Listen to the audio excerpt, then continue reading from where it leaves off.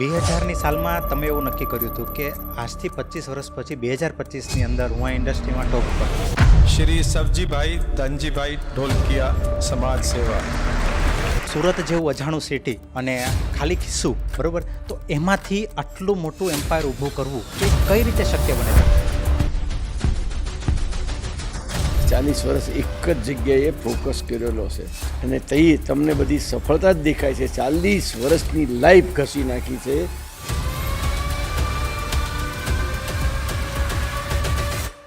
નથી ફેમિલી સમય જોયો, નથી ફેમિલી લાઈફ જોઈ, નથી પરિવારને સમય આપ્યો, નથી દીકરાઓને સમય આપ્યો, નથી વાઈફને સમય આપ્યો.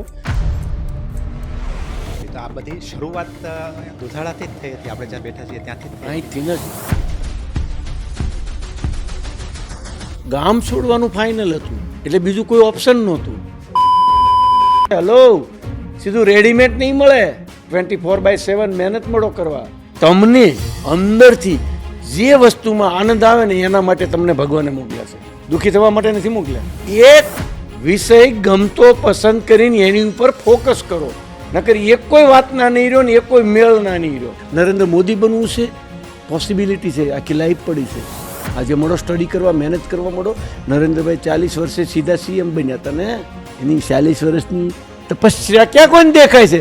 તમારે એક દિવસનું તપ કરવું નથી, એમ પેટ ભરાઈ જાય, એમ તમે સફળ થઈ જાઓ. પોસિબલ જ નથી. કારણ એને આપણે એટલા ક્લોઝલી જોયેલા છે, જેની સાથે તમે એટલો સમય વિતાવેલો છે, એવી કઈ વસ્તુ છે કે જે આજના યુવાનો એમનામાંથી શીખવી જોઈએ? એની પાસે 3 શક્તિ મોટી છે.